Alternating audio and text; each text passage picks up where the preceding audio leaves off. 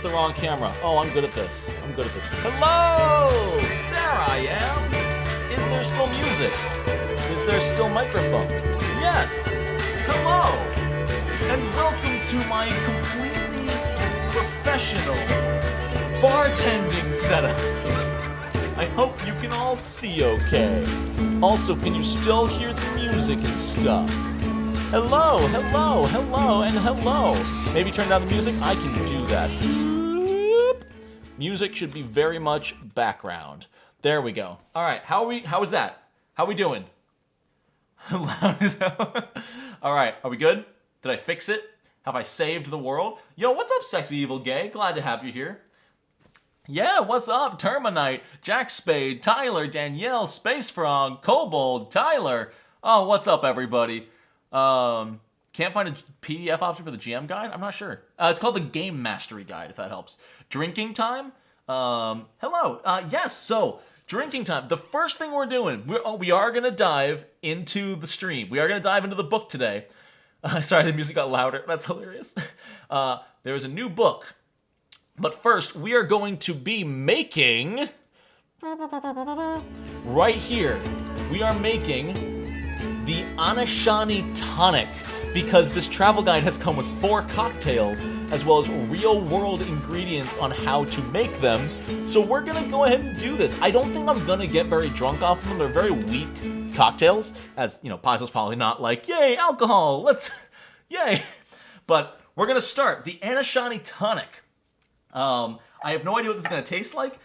It is a base of anise liqueur or something like absinthe. Anything that's like anise or licorice flavored. So I got this, which is Di Amore.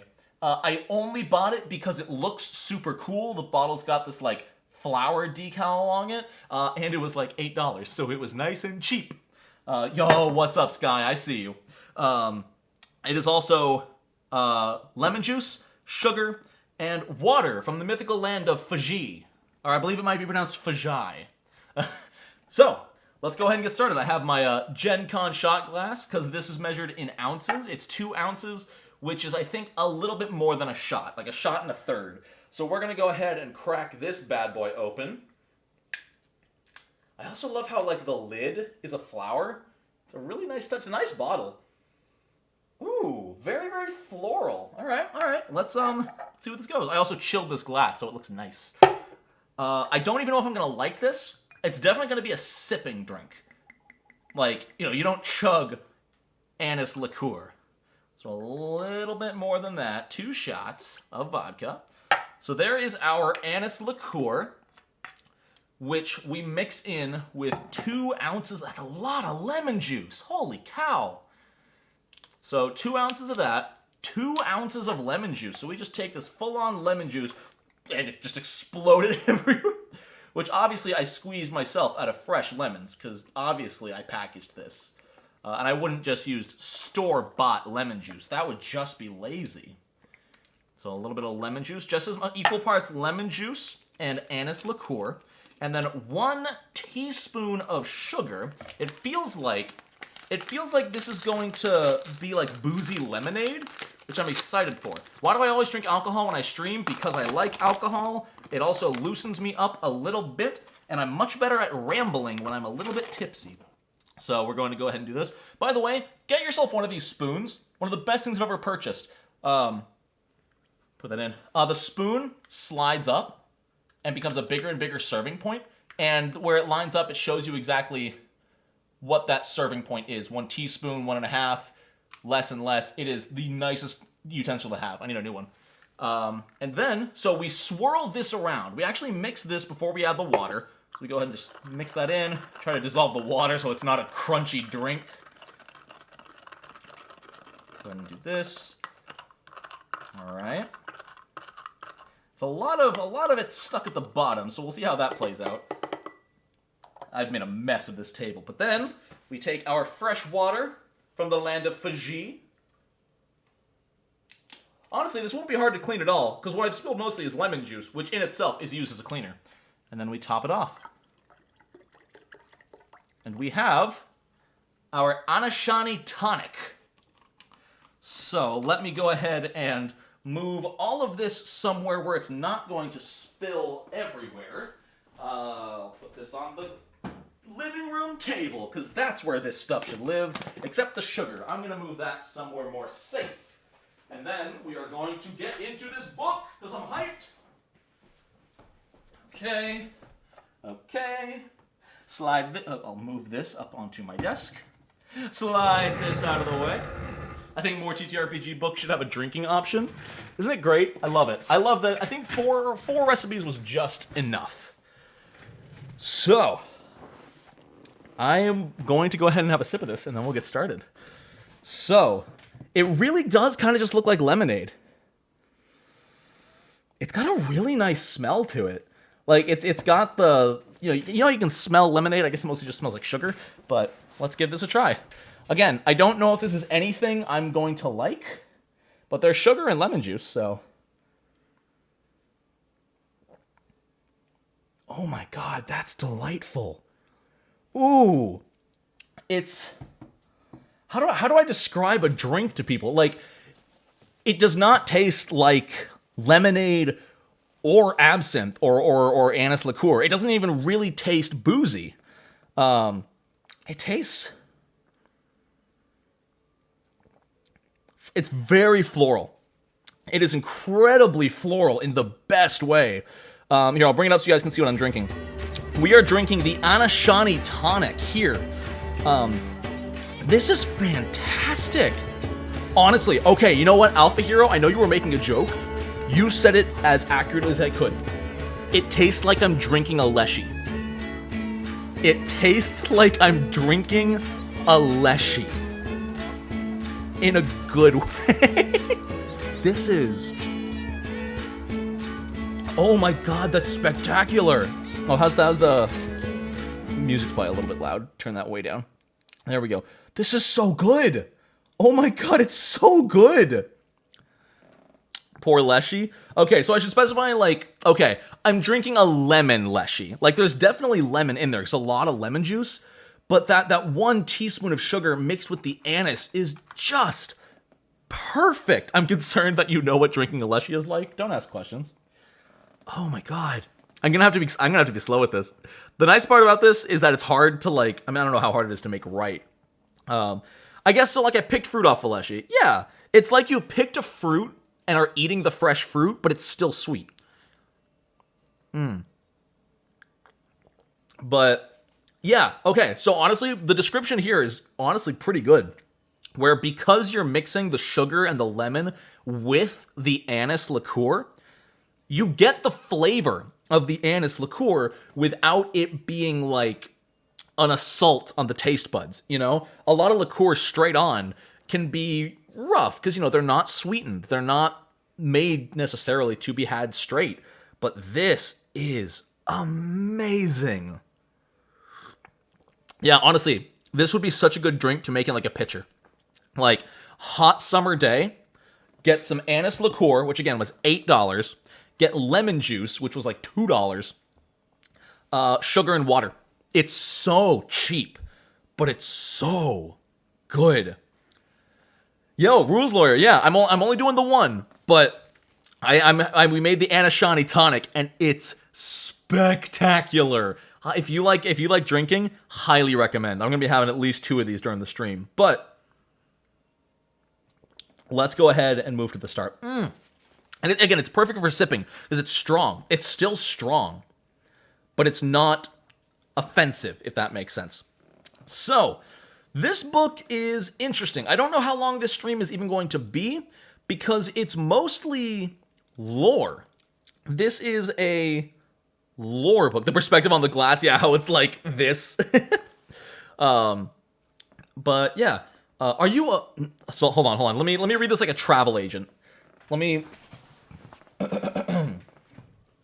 Hi, and welcome to our latest guidebook, Golarion's finest guide to the inner sea. Are you a world-spanning traveler from Arcadia or Tian Sha, planning the trek of a lifetime across the numerous and varied lands of the inner sea? Are you a lifelong dweller in one region of the Inner Sea who now craves a different view? Or are you simply an avid armchair tourist looking to discover more about this diverse and exciting region from the comfort of your own home? If any of these apply to you, then this is the guide you're looking for. The Inner Sea region is truly enticing and sensational, full of culture, stories, and traditions across its stunning range of nations and peoples, not to mention its rugged landscapes and enduring mysteries. In this comprehensive guide, you will be delighted to learn all about this fabulous region. We explore aspects from history to religion to cuisine to fashion, and that's just the beginning. In addition to a broad overview with all kinds of fascinating and unexpected details, we've also included wondrous illustrations, maps, and diagrams throughout. All right, so I'm not going to read this all verbatim. Don't worry, that is a long intro. I love it. But I'm so curious. So we get a little bit more information on the months. Oh, that's right. I love the Pathfinder week. This is the new Lost Omens travel guide, y'all. And it just in case you don't know, this one kind of flew under the radar. This one didn't get talked about a whole lot. It was at Gen Con, and it was for sale, I think. But yeah, it's the new travel guide, which gives a little bit of information all across Golarion. You know, the fashion of the different nations, the cuisine, the religion, etc. Oh, that's so good. But yeah, no, it wasn't out yet at Gen Con. Okay, I think they had it in the display case. But I love the weekdays. The weekdays. Moon Day, Toil Day, Wool Day, Oath Day, Fire Day, Star Day, and Sunday. Oh, thank you for the $2, Cleston. Is there a conversion to spirit/alcohol we know? I don't know how much there is. We got 4 cocktails you can make in real life. But otherwise, I'll have to read more to see if there's more information on actual in-universe alcohol. But I love that these are just like parodies of existing days. Like, it's not Monday, it's Moon Day. It's not Tuesday, it's Toil Day. But yeah, and then we got all the different months, which of course are named after the gods. Abadius. So how many months are there? Months of the year take the names from deities. Are there still 12? So it's Abadius, Prima, Calistral, Snap? These are alternative names. So it's Abadius, Calistral, Gozarin, Desnus, Serenith, Aristus, Erodis, Rova. Rovagug has a month? Excuse me? Third sentence under marking time. 12 months. Okay, so it is a real... It copies our calendar with different names. But I skipped Farast. Where was Farast? I don't see Farast. Oh, there it is, up there. Farast. Gotcha. But yeah, how does Rovagug get a month? Is it like the dead of winter? Rova has always intrigued me. This 30-day month is known for harvest and celebration? But it's a reminder that the cold is coming. Weird. Wait. So Torag doesn't get a month. It just gets the alternate name for Rovagug's month. What? That's so weird. Lamashtu gets a month too. Nethys, of course. Zon-Kuthon? Okay, Dead of Winter, Darkest Night. That makes sense. But oh my god, I can't believe that. That's amazing. I feel like that would be us making 2 of the months like Jesus month and Satan month. Uh-oh, it's the Dead of Winter. Look out. Satan Ember's coming up. Oh god. Sorry, I have to go quiet when I'm drinking this. A, because it's still strong, and I like to enjoy the sip. But also B, I don't like how it smells. And if I'm talking, I'm using breath, and I often have to sniff. And I'm not a big fan of the smell of anise, but the flavor is fantastic. All right, timepieces. Soul Sand timers. These gnome-crafted hourglass go beyond marking the passing of time. They note what you intend to do with it? What? The color of the sand reflects your intention as you flip the clock? I hope we get more info on that. That's insane. I see. Olimar, I love that. Is 10 of our month. There was originally only 10 real world months, but then Julius and Augustus had to get their names in there. for July and August. It's hilarious. Whether created from wood, stone, or metal, the gears that power an infinite clock are made from one continuous piece of material, with makers of each variety often competing to see who can make the most beautiful and intricate piece. All right. And Syndrel's Climb. The fast-growing Syndrel vines on this living wall heads... What? This is the most clever thing I've ever read. Over the course of 24 hours, vines climb up the rock and then weep and shed back down to start climbing again at midnight. That is the coolest nature clock I've ever read. Holy cow. The Pocket Scribe, the guild... Is this a D12? Several guilds offer lists of items important for their work, one for each day of the year. Guild members or members of the general public may spend years collecting the treasures and storing them in one of these collection boxes. Why is it a dodecahedron? I guess because there's 12 months, but weird. Flower clocks, step up your game. The Rings of Time. Ring devotees claim that the patterns found in these concentric rings used to track natural phenomena like moon phases, rainfall, and animal migrations can also be used to predict everything from tomorrow's weather to impending revolutions for a fee. Interesting. So it almost sounds like it could be malarkey. Interesting. Oh, there's so many! The Perseverance Clock, which is just a classic sundial. The Absalom Time Exchange. They couldn't make a simple mechanical clock, but they could make a plant grow exactly every 24 hours. That would be an interesting campaign starter, though, Ty. I like that a lot. A whole, like, the world, like, trying to get rid of Rovagug and Kuthon's months, but then the worshippers of those gods fighting against it. This artifact, one of the few responsible for shifting dates between calendars, that survived the War of the Five Weldays? Woldays? It's a Wold, right? W-E-A-L-D. I think it's Wold. Someone remind me. I think it's Welsh, so it's like it doesn't sound like how it's spelled. I think it's Wold. Holds the key to at least 50 different calendar systems? What? But it changes the date? Weird. Yeah, the War of Five Wednesdays, so it sounds like someone must have used it to repeat the same day 5 times. And drip clocks. That actually makes a ton of sense. Oh my god. Like a clock, like a bucket that you stem the flow to take exactly this many hours to drain. That's smart. Supernatural, save Dean. I don't know that one. Elves, gnomes, Ezrin's calendar, like the iconic Ezrin. Oh my god. These are hard to read. New wand shipment is in at Relics and Remembrance. Book boat trip to Goka for next year. Goblin flea market today. Hell yeah. Oh man.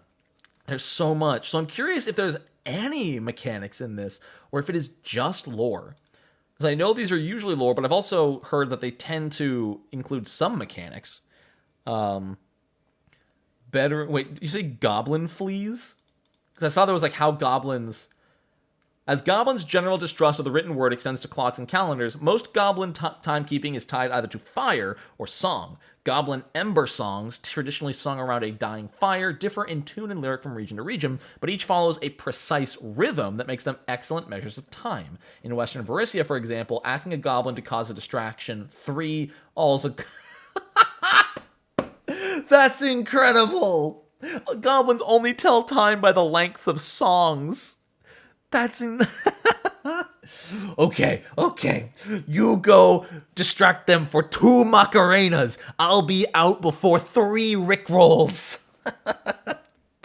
But be careful. The guards pass every 4.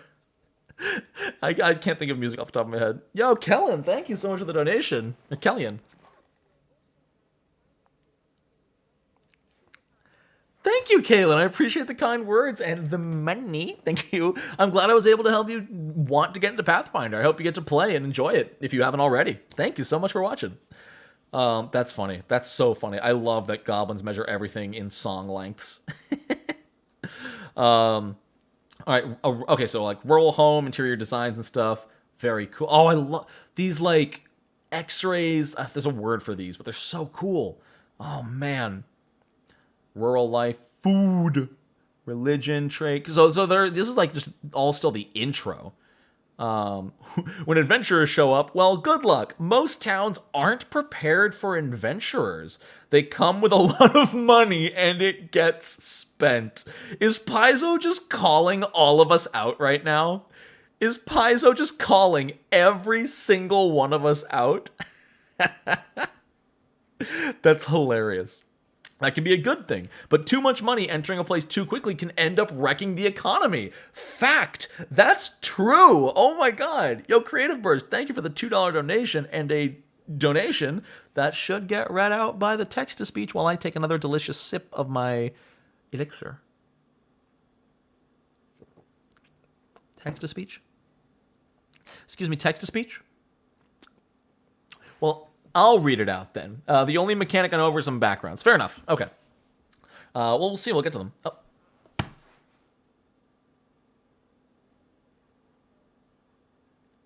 Thank you, text-to-speech.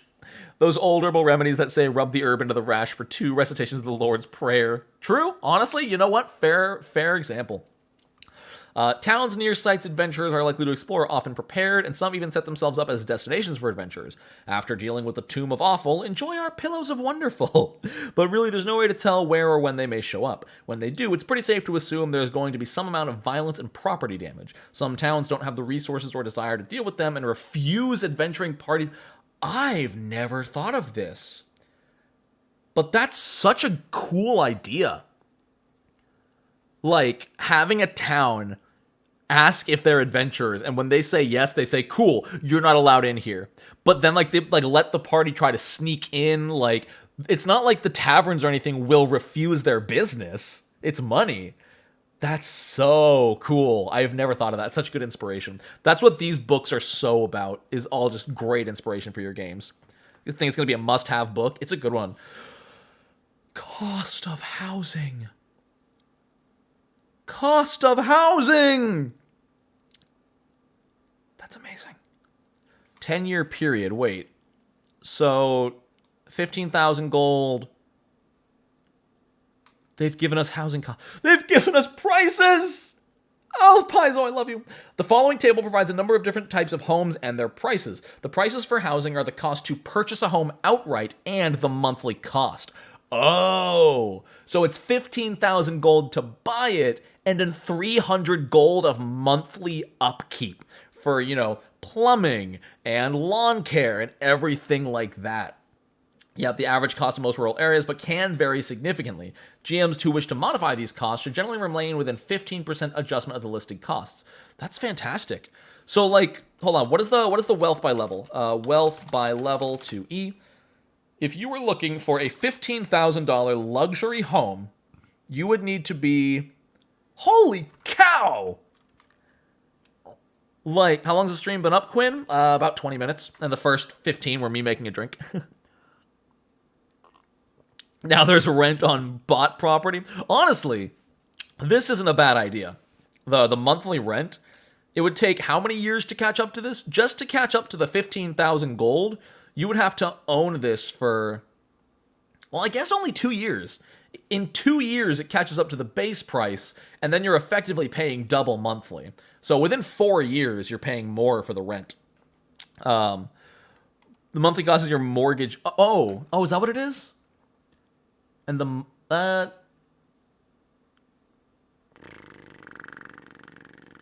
these characters who prefer to rent a home can use the monthly rent. Okay, wait, no, because it says the prices for housing are the cost to purchase outright and the monthly cost. Not or the monthly cost. This is maybe you set it up so they pay this monthly, but I'm pretty sure this is setup. That's upkeep. I'm pretty sure that's upkeep. Yeah. Yeah. But anyway, so if you want to buy a luxury home property taxes. That makes sense. I think I saw someone else say taxes as well. So yeah, I think that's taxes. Official rules on the housing market. Just wait until Lost Omens real estate supplement comes out. It's going to give you all different prices for all different styles of house in all different regions. Financing expensive things in my TTRPG. But no, if you wanted to buy one of these outright, not counting the lump sum option, a level 20 character only starts with 20,000 GP. Level 20. So technically, if you wanted to buy this, let's say you're a party of 4, you would need to be roughly level 17, not counting your lump sum, to buy this. Even a level 16 character, if they started with no magic items and just money, can barely afford this. That's awesome. Thank you. Because the issue I've always had, and Pathfinder does struggle from this as well, is like comfortable living is so cheap. I think in 2E it's so cheap. Cost of extravagant living is only 5,000 gold a year. But like buying a house, 15,000, that's huge. I love it. Anyway, I'm focusing way too much on housing. Yo, we got fashion. Oh no, he's hot. So big ol' hats. Ooh, what do they eat for lunch? Oh, it doesn't tell. It just says they have like, okay, just a fishing rod. I want to know what they eat for lunch. With adventures, this changes the meaning of house flipping. Ooh, that would be fun. Having your players buy a house, having your entire adventure be about buying houses, going adventuring, making money to upscale the house, and then flipping it for more than you bought it for. That'd be fantastic. Work aprons, trousers, footwear. Oh, bandanas. Fishing galoshes. I love how this is just like, here's how swimwear works. Swimming is a favorite pastime for me. Like this, I know, like it still adds, it makes it all canon, but it's hilarious that this is still just like, yeah, people swim in Golarion. I don't know if we needed it to be said, but it has been said now. Up until this point, you could not buy galoshes in Pathfinder. Oh man, urban life. Okay, oh, that was all rural life. That was all rural. Now we got urban. Oh, those tables were for rural houses? Characters that wish to buy homes in urban markets can use the prices noted on the table. Additionally, a character might instead purchase an apartment, which is typically half the cost of a home of similar quality. Look, I know you guys just moved to town, but you don't have enough gold for a house. You're gonna have to rent an apartment. I love it so much. Renting an apartment typically runs 1/4 the cost of renting a home. Man, people wonder why modern day are like, oh, why do you rent and not buy a house? That's why, because it's 1/4 the monthly cost. This is great. Some cities might have local support programs. Paizo knows who we are. Paizo knows rent is obnoxiously expensive. This is Paizo being like, if we were in charge, we would help you with your rent. The sidebar? Which sidebar? Did I miss a sidebar? Adventures in urban areas. Okay, just saying that cities are more equipped for adventurers than towns. Gotcha. It's just comparing it to the small town, which couldn't really work with adventurers. Cities do. Urban fashion. Oh, you're so cute, but you're also lethal, because that sword could stab me. Footwear, legwear. I love the umbrella. Plumage. Feathers are a seemingly simple and easily acquired accessory that adds a pleasant accent to any... People should wear feathers more. I'm going to say that right now. People should wear feathers more. The end. However, if not mindfully acquired, the collection of feathers can do a lot of damage to the bird populations. Okay, hear me out. Hear me out. You and your party of Tengu, not Tengu. Yes, Tengu, not Kenku. You and your party of Tengu sell your feathers. You pluck them as you preen, and you collect them, and then you open a store and sell your feathers. Is that sword tied to the scabbard? It actually looks like it is. That's actually weird. Yeah, I never noticed that. That is weird. Does it say why? Carrying a weapon is as much a show... Oh, okay. So there it is. Many cities require weapons to be secured with a peace knot designed to make drawing the weapon difficult. That's awesome! My god! That's so freaking cool! Breaking news, YouTuber Nonat One's admitted to wanting to destroy the endangered bird population. Yes, that's exactly what I said. Oh my god, the details! Oh my god! That's hippie as hell. I want this. I want this outfit really bad. I love a vest so much. Musical instruments, religious symbols, tricorn hats, festivals and holidays. Are there many holidays?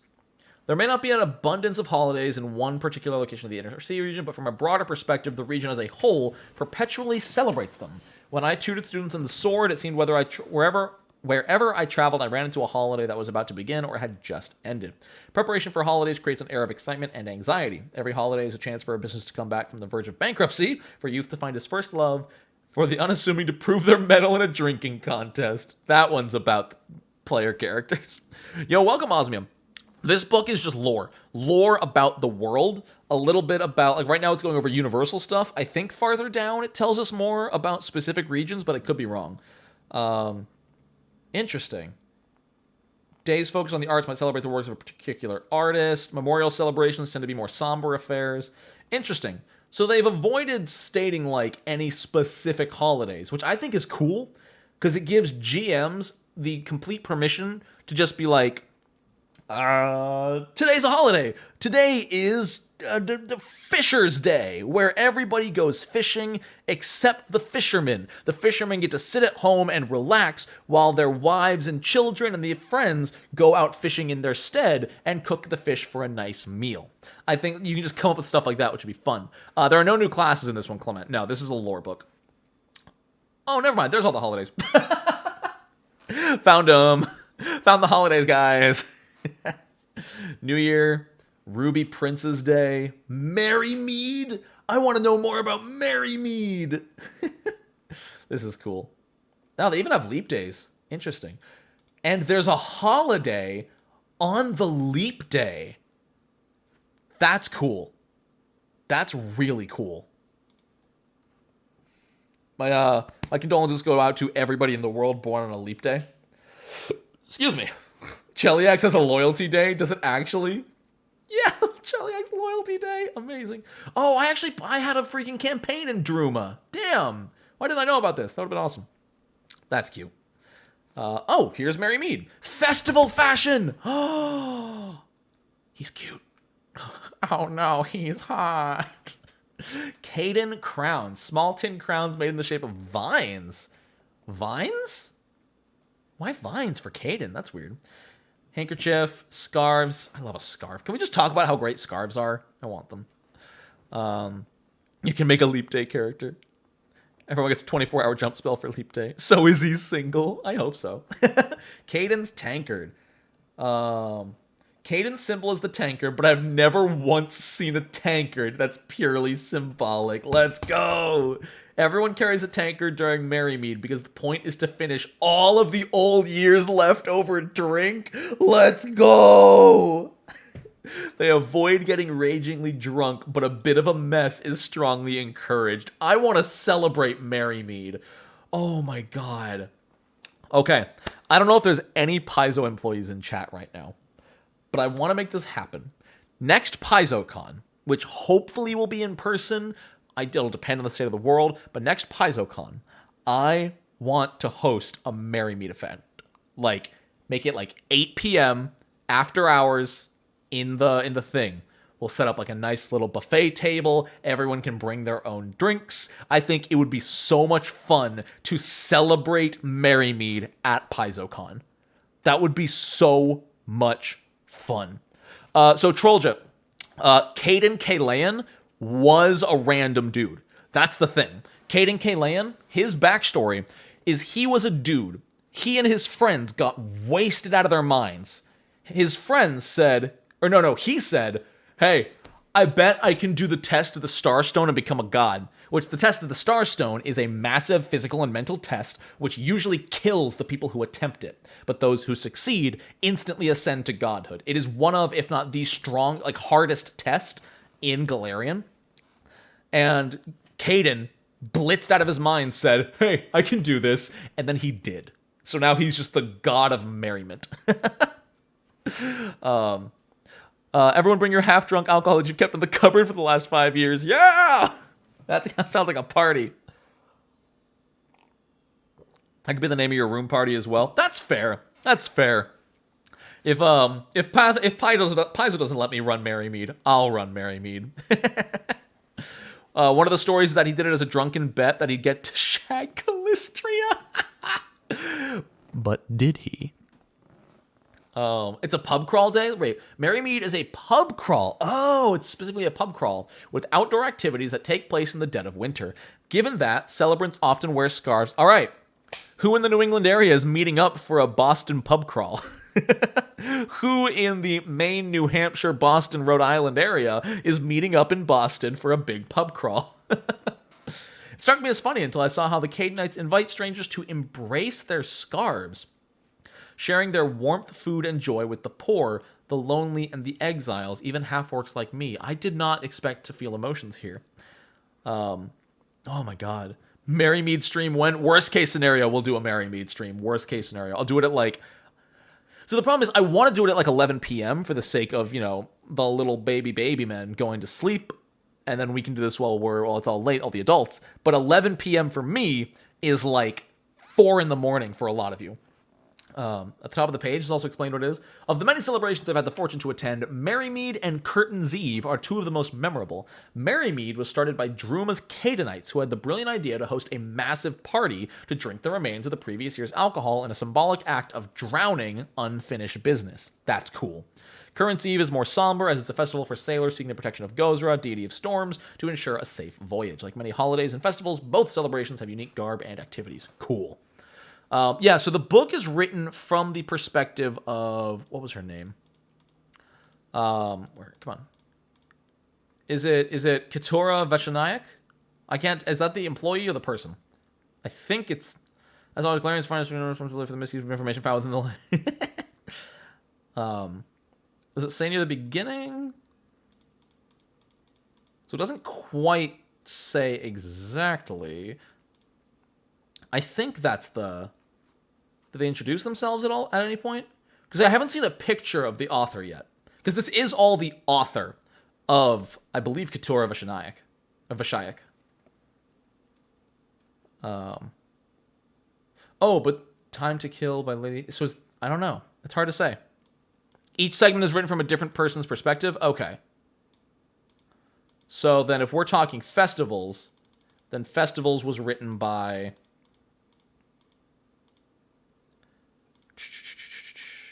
Does it say? Idrith Bayad, traveling journalist. There it is. Okay, Idrith Bayad. It's interesting they don't really take time to introduce themselves, though. But I guess just as you read it, you get more information on the author when they say things like, a half-orc like me. Pub logs? Participants carry booklets meant for collecting stamps from the taverns they visited. Besides it being a fun way to look back on previous Merrymeads, it also serves as a record of where you were in case you wake up without your shoes. Amazing. And then Current's Eve, which is the one where sailors pray for safety on their thing. Hello. I like your flowers. And I like your sash. Family and friends of each soon-to-depart sailor work together before the holiday to craft a ceremonial sash. Lucky Mints. Mint candies are surprisingly popular, but for a sensible reason. The metallic taste of blood in the mouth is considered a bad omen. So people gift each other tins of refreshing sweets to... Oh my god! It's just the littlest things. The littlest things that you don't get from a lot of other games. These books give fashion lore. Just fashion lore.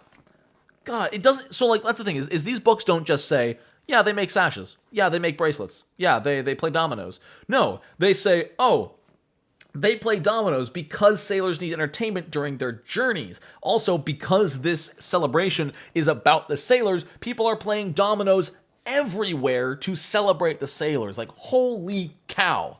The detail. It's just all so inspiring. Dance of the... Whoa. The main... What is... Wait, where... What are we looking at here? Allbirth. Of all the holidays I've experienced, Allbirth has been the most thrilling. It began as an occult celebration of monsters performed by the followers of Lamashtu. At some point, a group of half-orc and goblin youth in Katapesh began to celebrate the holiday half in jest and half seriously. That is how everything starts.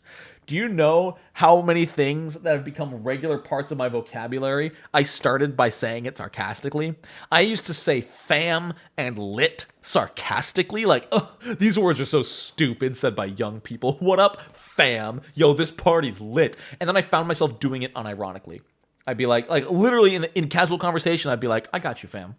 And then I'd be like, when? When did this happen?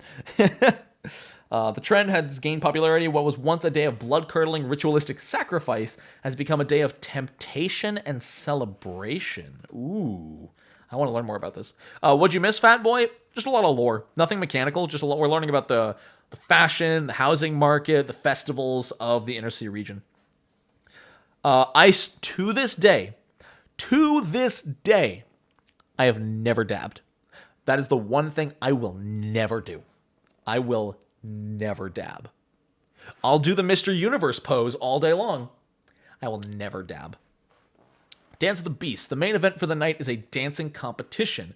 In this game, a participant approaches a dancing couple and challenges one of the pair. The challenger and the Hey, Nonat, long time you don't say hi to me? What do you mean, Bernardo? I say hi to you in like every stream. Marry me only happens if you dab. How much do I have to pay for a dab? That's something that's like, that is my integrity. That is personal integrity. That's going to cost way more than $100. That's going to cost a couple thousand. That'll be like a charity stream in the future. There'll be like a $20,000 goal or something on a huge charity stream put together by someone smarter than me, where one of those rewards will be Nonat dabs. I think I have said this in the past. I would only dab for charity. That is it. Yo, that sucks, Bernardo. Hope for a quick recovery. The challenger and the challenge dance together, and the observer chooses the person they will go on to dance with? Wait, what? The challenger and the challenged dance together, and the observer, which I imagine is the one not picked to dance, chooses the person they will go on to dance with. I don't know what I can't tell who they are. They choose the person they will go on to dance with. They, the observer. They, the loser of the challenge. I can't tell. Yo, what's up, Felipe? It's like musical dance part. Okay, so basically the person not chosen has to go challenge somebody else, it looks like. Basically dance duel with someone. You're trying to steal the partner with a dance-off?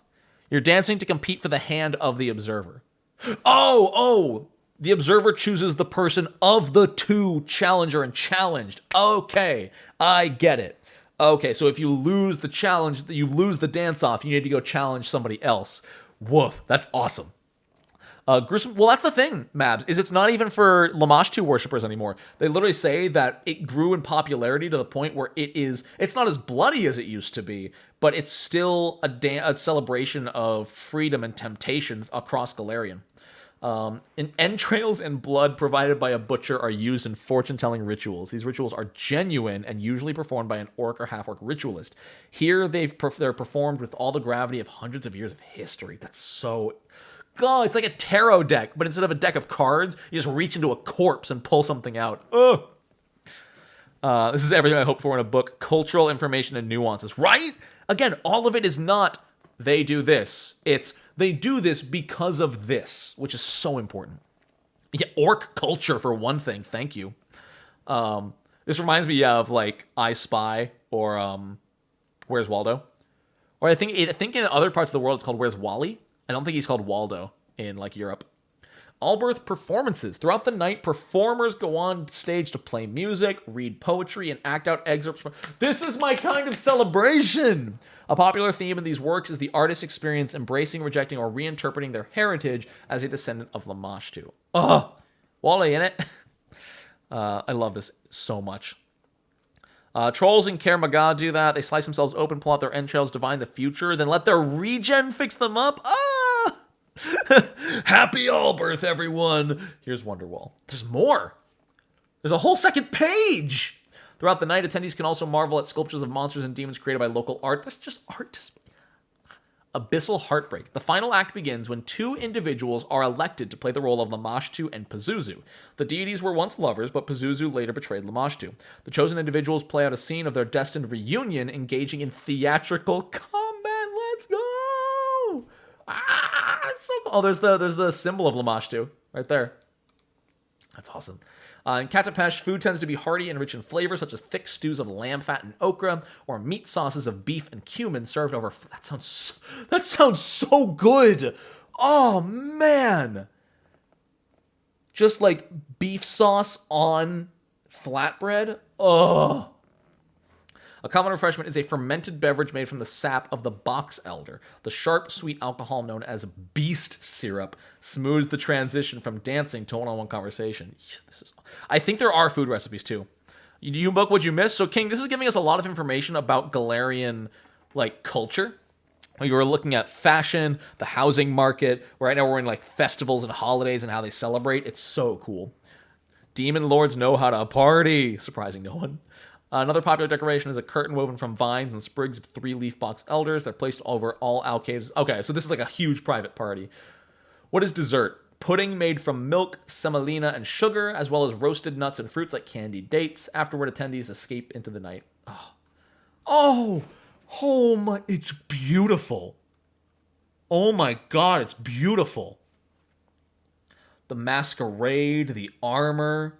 I love the, like, imagery. For those with Orc heritage, symbols featuring the iconography of the Belkzen holds are extremely popular. Here, attendees can swap family legends and origin stories without fear of judgment. Oh my god. This is the winner for best art in the book so far. Best art in the book. The Albrecht statue. Chillheart. One of the 2 blades Lamashtu is said to wield, the Chillheart in shortened kukri form. It's given to the loser of the ritual combat, who is expected to hold on to it until the following year. Though the blades are replica, they are both real enchanted weapons. They aren't used in the ritual combat as they're meant to be a prize. The blades gain their own history as they travel. That's so cool! Oh my god, this is making my, like, personal real life feels so boring. Like, why don't I go to big festivals and festivities to create stories and meet people and stuff? Like, why don't we do this stuff more? Because I'm an introvert, that's why. Oh, it's so cool. There's the other sword. Oh. Ah! The loser gets 1, the winner gets the red lust. That's so cool. Trade. Lots of text, We have actual images! Images of the copper piece, the silver piece, the gold piece, and the platinum piece. Let's go! Got some Aerodin, I think, on there with the scales almost. Yo, I'm all about getting actual images of stuff. Super cool. Do I know of 3.5's legacy weapons system with special items that can level with you? I'm not familiar with that. Pathfinder already has that with relics, but I'm not familiar. Oh, it is Alkenstar. You're right. Always check these coins twice, as some eccentric collectors, native gamblers, and superstitious adventurers will pay a premium for an Alkenstar Lucky with a serial. Every gold piece, every single gold piece has a serial number. Cam Squire, you say the E word again and I'll ban you. Were there images in the Absalom book? Maybe. I think I actually have a gold piece from when I got the fancy thing from Beetle and Grimm's. But, like, just the... Okay, so this is not... So there's no universal gold piece? Interesting. I didn't know there were various types of coinage. Katapesh, copper grain. Interesting. Whoa. Whoa. You have no power here. They have textures on the rim so you can tell which is which by the touch. That's so smart. So like the copper is smooth, silver has like little spaced ribs, gold is hexagonal or octagonal, and silver is something. Just ready to steal everything from your homebrews. That's exactly what this is for. A lot of people look at these books and go, I don't use Golarion, so I don't want this. You know, I don't use this world, so I don't need this book. But they don't realize you can use any of this in your world. You know? Like, you can take the big bloody Lamashtu festival, give it a different name, and put it in your homebrew. That's something I would have never thought of on my own, but I could totally use it even if I'm playing D&D in the Forgotten Realms. Like, that paints such a picture. I like that we're getting names for trade routes. This is so helpful. So this is way more helpful than you might think. Because these trade routes are likely also transportation routes. Like, if your players are currently in, let's say they're in Kathir, in Kadira, and they want to go, or they need to go, to High Helm in the Five King Mountains, then you can look at this page and go, all right, you're going to need to ride the North Tack trade route up to this point in the river between Taldor and Andoran, where you change over to the Selen Passage and disembark halfway up to get to High Helm. Just as an idea for a potential way they could get somewhere. That's... Oh my god, this is so cool. Wow. Because what this also tells you is... I need to save this page. Because this page will tell you where there are roads. Even beyond these being trade routes, this will let you know there is civilized road here. Your players need to get from point A to point B, and they own a wagon. They're riding this road. They can ride these existing roads. What are the dash lines? I want to know what the dash lines are. The red dashes? Oh, I think those are just... Okay, those are just countries. No, they're not just countries, because Nex and Katapesh aren't separated. Huh. Borders? Maybe there's national borders. Maybe Katapesh and Nex share national borders. Oh, man. This is freaking rad. This might be, for a GM, the single most useful page in the game. Like, in any supplement. It gives you, like, main cities. It gives you trade routes. It tells you where roads are. It gives you national borders. They are also roads. Okay. This is... Yeah. I need to save this. I'm going to forget, but I need to save that. I feel the drinks guide is pretty useful. Fair. Yeah, all the different trade routes. And then information on those trade routes and the goods. Fish and wine and ale. Tin, iron, wool. Oh my god, there's just information on all of this. Illustrated cards are a portable, fungible commodity, highly... Ooh, so this is... You're saying... So wait, now you're telling me that this commodity, this token, if you were, is fungible? You're telling me that because it's fungible... Now, I still don't know what the term fungible means, but all I know is my cryptocurrency is not fungible. Thank you very much. Yeah, monster parts. Like, always looking for hunters, looking for extra pay and confidentiality. Always look for parts that are most relevant to creatures' legends, such as owlbear beaks and gumiho tails. Cool. Food! Food. There's preparation technique. They go beyond to tell you what the food is. They tell you how they cook them. A unique aspect of inner sea cooking is the prevalence of olive oil, sometimes used simply as a dressing. Fried foods in this region are almost universally cooked in it. Seasonings are plentiful due to trade, accessible to even the lowest classes, and used copiously. Meats roasted over hot coals are sometimes rubbed in thick layers of spice to form a crust, and grapevine is a favorite fuel for smoking. Just this information! Ooh, hold on. This actually might be important. At the forefront of innovation, however, is magical augmentation. Even mere initiates of the arcane can enhance or change a dish's flavor using prestidigitation. So this is canon proof that you can change flavor with prestidigitation. I suppose you can't change texture, which is big. You cannot change texture with it, but I love this. You can slice open a whole ingredient, take out the seeds, or put spices inside of it, and then use mending to put it back together. That's awesome. Such culinary arcana is in high demand in venerated establishments, and such kitchens seem delighted to take every opportunity to flaunt the presence of spellcasters. Oh my god, there's just so much here. I wish there was a few more pictures, but honestly, it's still been great. Drinks. So the Anashani, that's what we've been drinking. Speaking of which, I think it's time for me to make some more. But yeah, magic chefs. Fig stuffed with goat cheese. Oh, I love goat cheese. Look at the little cookies. Or are they like squash? I think these are like I can't tell what these are, but they're so cute. You got a little fish. Food alchemist subclass when? Well, bees. If anyone was my patron about a year and a half to 2 years ago, you know that the chef alchemist already exists. And let me spoil, it's getting expanded in Sinclair's. Sinclair's library coming to you next year.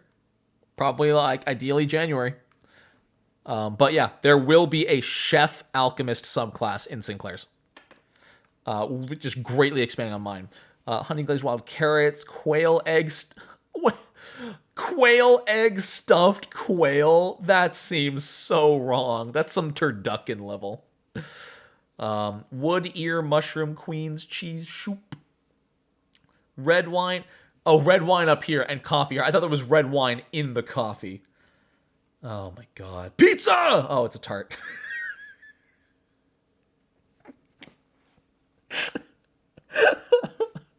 I hope that gets clipped. Please, somebody clip that. I'm gonna go get more alcohol. Hold on. Pizza! Pizza. Alright, I'm gonna eyeball the alcohol this time, so it might be less accurate, which is gonna be rough.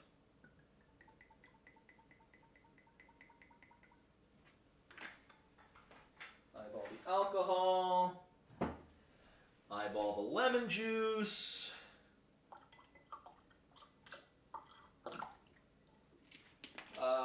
Then I need sugar.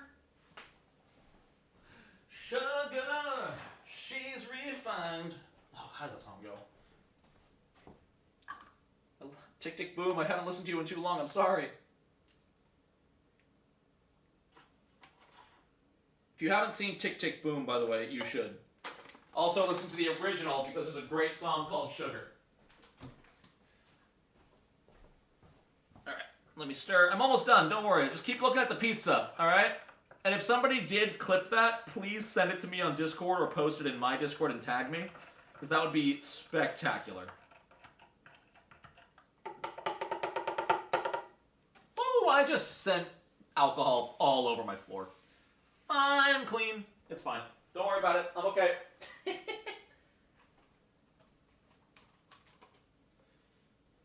And I top it off with water. And we're clean. Alright. Hi, dog. I put you on stream, but I know you are scared of cameras. I don't know why. My dog is literally scared of cameras. Anyway. There's the box for your cookies. I want to run an automata alchemist who invents pizza. When pizza is a catch. Man's just drinking straight ethanol? Oh god, no. No. It's a delicious thing that's right down here, actually. Oh. Can we talk about these empanadas? Can we talk about these, like, straight up empanadas with lamb in them? Oh, I know they're called a spiced meat pastry, but that's also just an empanada, which is amazing. Recipes in the... Oh yeah, these are actually real world recipes. You can make these. You can make the baked fish. You can make the empanadas. With lamb meat, shallots, garlic, mint leaves, parsley, salt, pepper, cumin, coriander, with information on the oven. Wood-fired pizza? How's Wood gonna get a job now? Yo, see you later, sexy evil gay. Thanks for hanging out. This does sound amazing. Does it have information for the dip? I see, like, this dipping sauce on the side, but I don't see it. Yeah. Oh, serve with yogurt or chutney. There it is. This book is so cool. This book is so cool. There's the cocktail. So yeah, for anyone who's joined since the beginning, I am drinking the Anishani cocktail. I made it at the beginning, but yeah, it's anise liqueur or absinthe, lemon juice, sugar, and water. It's so easy and it's so good. Oh yeah, nailed it again. Oh, that's so good. I think I made this one a little more lemony. Oh man. But the other three are super cool too. This is like an almond orangey drink. I forget, what is it used for? I don't know what Carpendon is. What is Carpendon? Any bubble wine. Okay, so this is like a mimosa almost. Mimosa / champagne. Yeah, sparkling orange wine. So I think mimosa would be the best idea.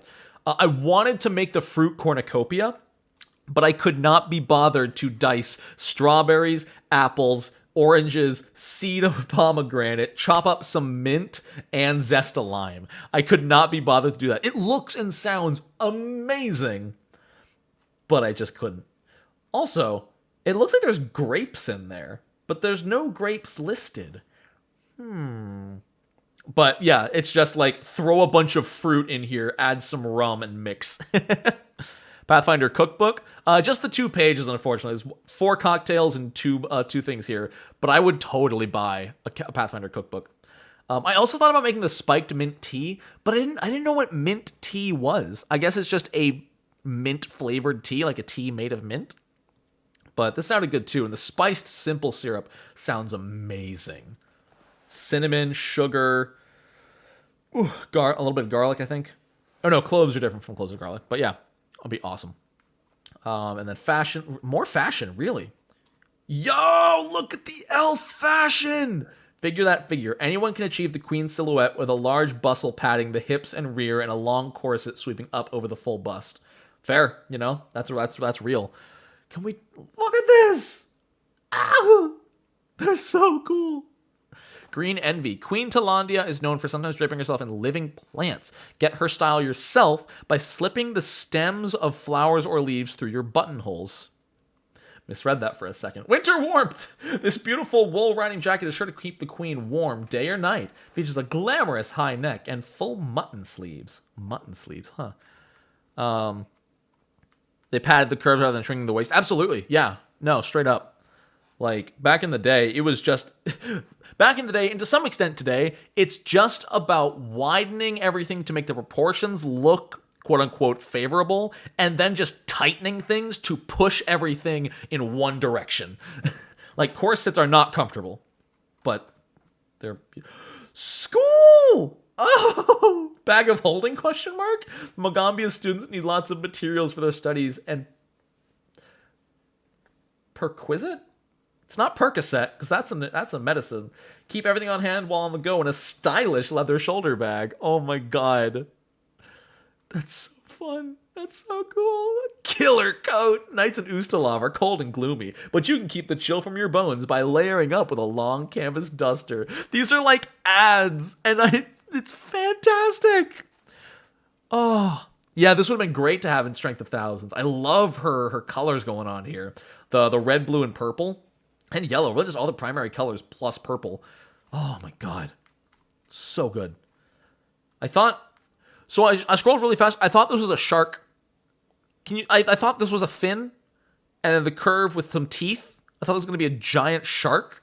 But I saw Timeless Classic, so I thought someone was going to be wearing a shark. They're not. It's a parasol. Oh, I love the ink here. The tattoo. Okay. I don't even know if this is a hot take. I love wide eyeshadow. Like eyeshadow and eye color that goes beyond the eye. Especially if it comes to that like cat eye point. Huge fan. This guy, look at his hair. Look at his mustache. Ah, these are Kadirans? Nothing is more stylish in Kadira than a well-kept mustache and a beard or bedazzling your jaw, chin, or brow area, sparkling gemstones and glitter makeup. This is not what I imagined Kadira. I always imagined Kadira more Middle Eastern inspired, like from real world Middle Eastern. This is almost more Euro. Interesting. I love this. I love everything that's happening here, though. This is gorgeous. I used to love that place. What are you? Wait, what are you? Are you a beastkin? Is that a beastkin? Brave adventurers, freedom fighters, and revolutionaries are all the rage following the return of the Silver Ravens and the genesis of the new passionate daredevil warriors, the Firebrands. Stand up against corruption in your own life in rebel chic style by following the great trends of Alkenstar's tough desert desperados or looting the looks of the Shackle's fearsome free captains. No one will dare come for your style when you're part of the new adventurous craze. That's a catfolk? Oh my god. He's terrifying. Oh man. Ill-gotten gold. Show off that booty this summer. They knew what they're doing. Paizo knows what they're doing. Show off that booty this summer with necklaces and earrings. Layer all your biggest jewels together for a look no other scoundrel can match at affordable low prices now at Target. Oh man, this is so fun. This is such a fun read. Holy cow. You can keep the hot Mwangi sun off your crown in style, just like the free captains, by donning a fearsome bandana or wide-brimmed hat. I think the Magambia student was an Anati? Really? Think she's an Anati? I think the colors match. Like, the Anati love those colors, but it's hard to tell. There's nothing spider-like about them. I thought their human forms were spiderish, too. What about goblins as biker gangs? I hope so. I would love to see that. Colorful dueling capes. Dueling capes are so stupid, but I absolutely love them.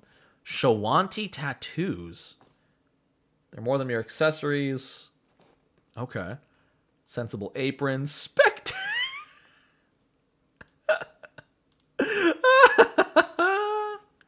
Some spectacles function as vision aids, featuring corrective lenses that improve the wearer's vision. That's good to know. Corrective lenses are canon in Pathfinder. I don't know if this was already stated elsewhere, but corrective lenses are canon.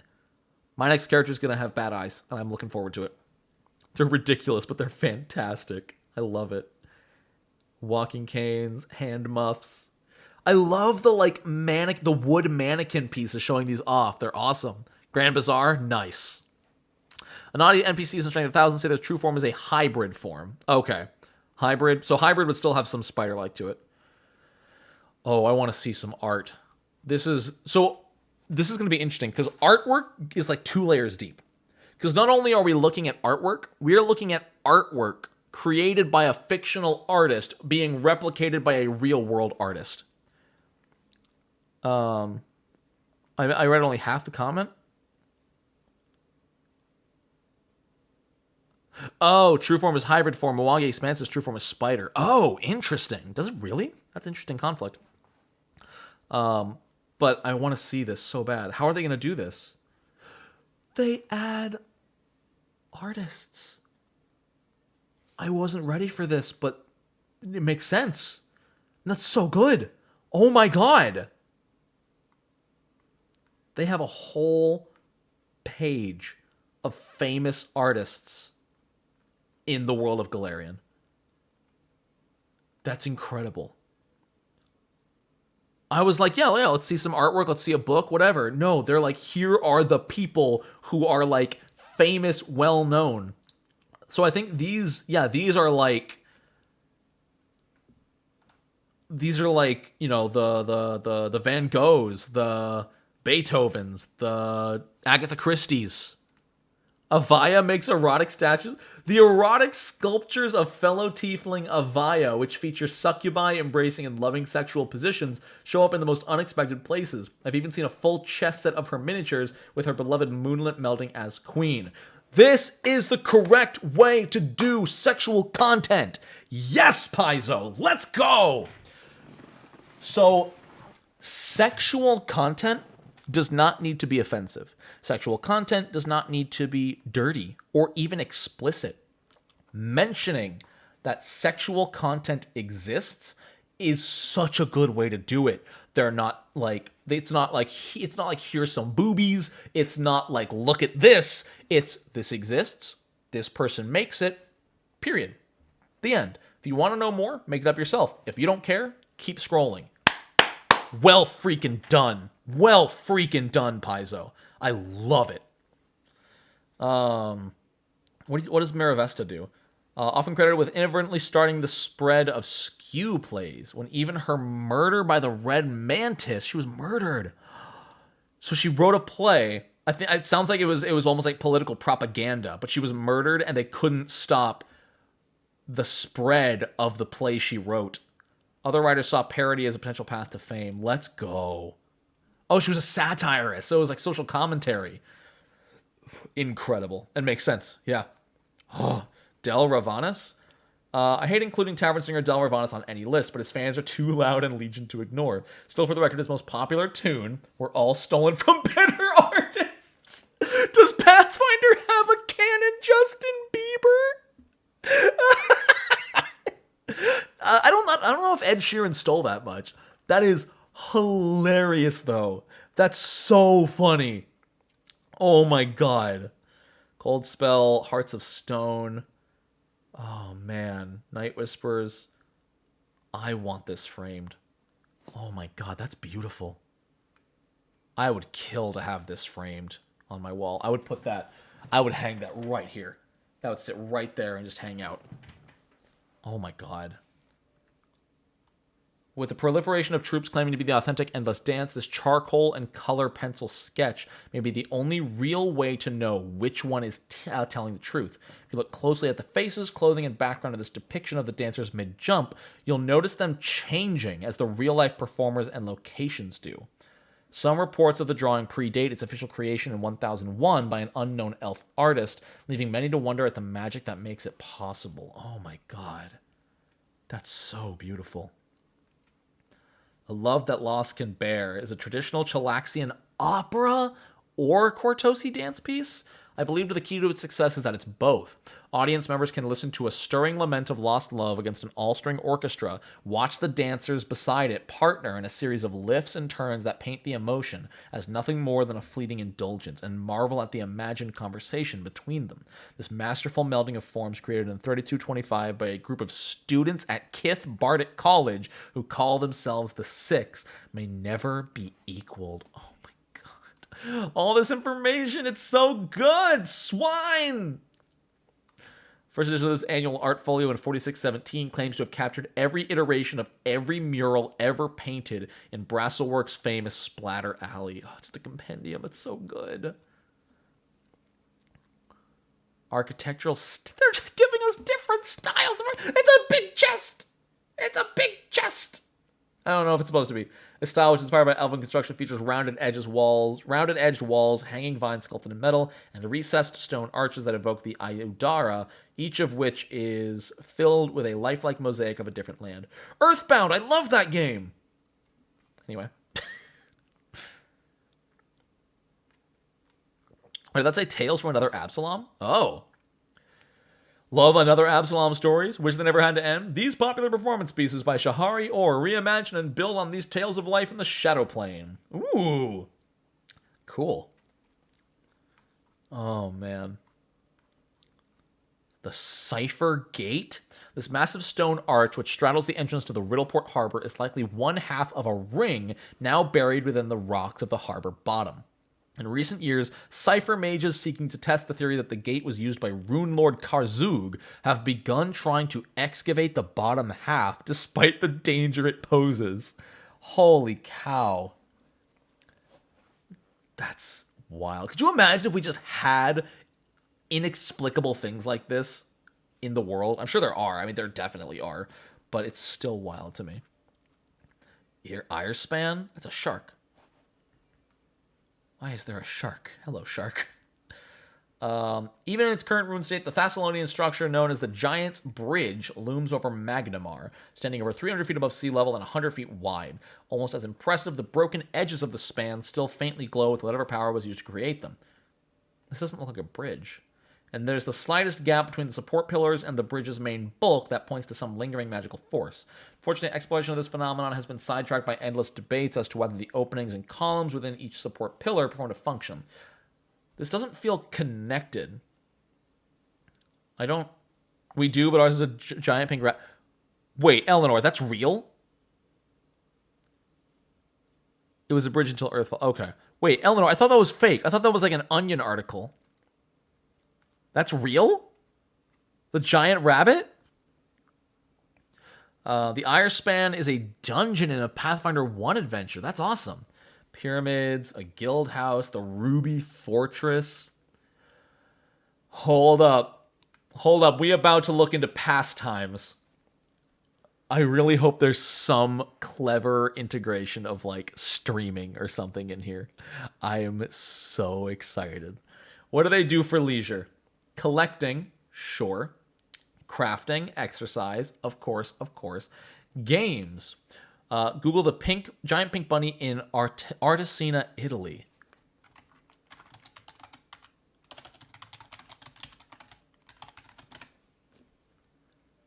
Haze, also known as the Giant Pink Bunny, is a gigantic... Oh, it's an art installation. Oh my god, it's real. I didn't know... making it an art installation makes a lot more sense, that it was put there, like, on purpose. But that's still so wild. 2007, 2011.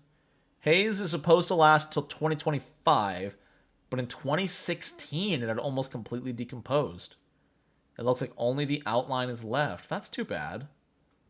Huh. So it is gone. Interesting. Alright, so, do people like to play games? Indeed, some of us believe the only thing more thrilling than a game is a game with a wager. I believe that's called gambling. Games might be incredibly physical, as with some team sports like Basilisk, the game, or many children's game, or it can be almost entirely mental, as with many board games, card games, and riddle contests. Side tangent, I've been playing so much Spirit Island lately. It is my single favorite board game of the year. That's the end of that sidetrack. The more cosmopolitan a place is, the more likely you are to find a game with rules like those you've encountered elsewhere. Few people have as much spare time as traveling merchants, after all, and they bring card games, board games, and the like from town to town. Druge is considered a game of intellectuals, likely due to players in Absalom claiming so, but it's hardly the only popular pastime. You can find people playing a card game called Golem in nearly any bar in the Inner Sea, and many more people play the unwise game of Towers than you might prefer. I can't explain why children's games like Cooper Tag and Hide and Seek are so prevalent, except to observe that some traders bring their own families on the road as well. Oh, hold on, we're about to see some of these games. I'm so excited. Spirit Island's amazing. All right. Bounder. Bounder is a gambling game played with 3 6-sided dice and 2 20-sided dice. The shooter rolls a 20-sided dice to set the point, and a dealer tries to match the point with 3 6-sided dice. The shooter then rolls the other 20-sided dice to try to bound the dealer's total. Do we get to learn what bounding is? What's bounding? It sounds like... So it sounds like you roll a d20. Let's say you get 15. You need to roll 3d6 to try to get 16. But if you don't roll high enough, you can try to hit their d20 with your d20 to change it. I think they have full rules in Agents of Edgewatch for Bounder. Yo. Bounding sounds like you're setting an upper and lower for a target zone. It's blackjack with dice. Oh. So you have to land within it. So if the dealer gets a 5, and then you roll 3d6 and get 12, you want to roll 13 or higher, so you land within the bound. That's cool. I like that a lot. Log rolling. Adorable. Cooper Tag. It's like tag, but you need to get these hoops from an old barrel. Cool. Rules for Bounder and Golem are on Nethys. Oh my god. Prismati.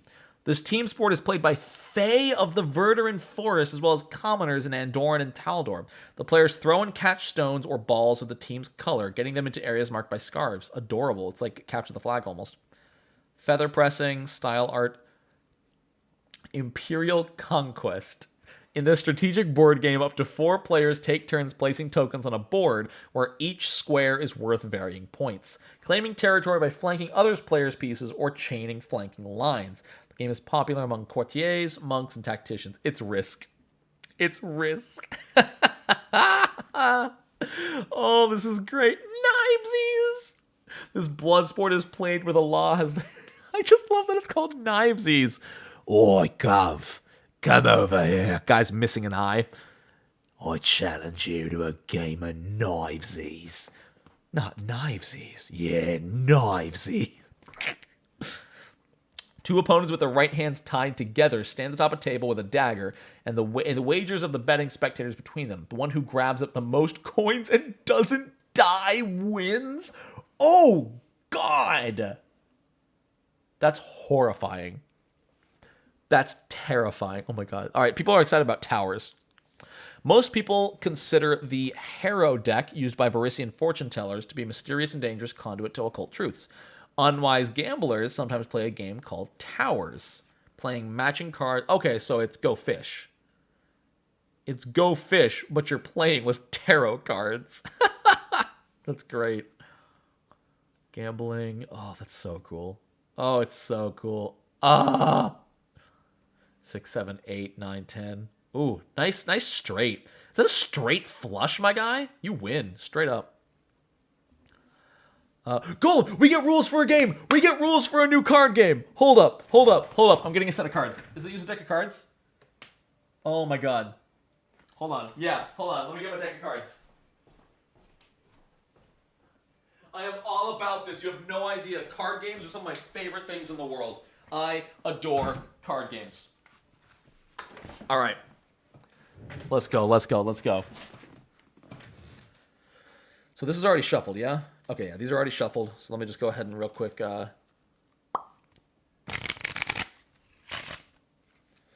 Trust me, Golem is among the best card games for a professional gambler. You can duck out of a round if your cards aren't following your way, but you can stay in and exploit a rube if you're on a hot streak and canny enough to play close attention. Fortunately, Golem is common in tap rooms and gambling dens throughout the inner sea. Okay? Golem has 3 to 6 players plus a dealer. The game requires a shiny token to represent an amulet and a deck of 52 cards in 4 suits, numbered 1 through 13. In many places across the inner sea region, players use an old mage. Pi, so did you really make a game called Old Mage? Not Old Maid. Old Mage. Oh, man. So, flesh, clay, stone, and iron, or hearts, spades, diamonds, and clubs. Golem is a card game similar to 5-card draw poker, in that the players try to build the best hand from the cards they're dealt. However, in addition to beating the other players, players must try to beat a golem hand. The hands ranked from best to worst are a straight flush, 4 of a kind, full house, flush, straight, trips, 2-pair, pair, and high card. Okay, so it's typical poker. Golem is played as a series of games. One game must be completely resolved so someone gets the pot before the next game begins. Player to the right of the dealer gets the amulet, and each player must ante by placing an amount between 2 copper pieces and 5 gold into the pot. The dealer deals 5 cards to each player, starting with whomever has the amulet. Each player can take one of 3 actions. Establish the current bet, or if there's already a bet, match it. Okay, so it's call, raise, or fold. Gotcha. This is mostly just... let's see. Wait, I adore card games, but it looks like you adore everything except bad. How can you seem so optimistic 99% of screen time? I don't even know what that sentence means. It looks like you adore everything except bad. I don't know what that means. We had one game that had about 40 people in a huge circle, 3 or 4 knives flying around. Oh, God, that sounds horrifying. Old Mage is named after Jatembe? That's amazing. Oh, I love the connected lore. Anyone who folds is out of the game. So how is this different from 5-card poker? If at least 2 players are still in the game after all bets are matched, those players reveal their hand. The dealer then frees the golem. The golem hand... Oh. Sorry, okay. Anyone who folds is out of the game and can't come back in until a new game begins. The betting continues going around until all players have matched the current bet or folded. Next, each player still in the game can discard 2 cards and draw back up to 5. Now that's cool. That's amazing. If at any point only one player hasn't folded, that player wins the pot and the game ends. If at least 2 players are still in, they reveal their hands and the dealer frees the golem. The golem is the best 5-card hand created from the player's discarded cards. And if the player with the best hand beats the golem, they win the pot and the game is over. But if they don't beat the golem, they must add a set amount of coins to the pot. All cards are collected, so a new hand can be dealt for those still in the game. Wait, who was out of the game? If the player with the best hand doesn't beat the golem, that player must add coins to the pot, and all cards are collected. Okay, so if you folded, you're still out. But if the golem hand wins, everyone who didn't fold plays again. Fascinating. Cool. Okay, Basilisk. What is this one? So this is a sport. This is a sport game. New round of the same pot, yeah. This popular team sport has two sides, each trying to place a scoring ball into round goal. But there's a second ball in play called the Basilisk, which the player... So right now, it's basically football, basketball, soccer, same idea. But wicker scoops can pick up the Basilisk and throw it at other players. Players who touch or are hit by the Basilisk must freeze in place. Though they can't be frozen, any player holding the scoring ball must drop an opaque visor. Teammates guide the shrouded player with shouts or touches of their scoops. So if you're holding the ball, so it's like lacrosse, but it's lacrosse and football at the same time. You are using the lacrosse sticks to hit players to freeze them, but if you pick up the ball, the actual scoring ball, you go blind. That's terrifying. Oh my god. You're just blind while you hold the scoring ball? Oh, there's different positions. Runners scoop up the ball and move it into scoring position. Guides help them score. Strikers concentrate on getting the Basilisk and hurling it at enemies. The goaltender, obvious.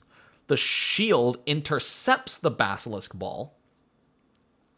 The cleric returns frozen players to the game.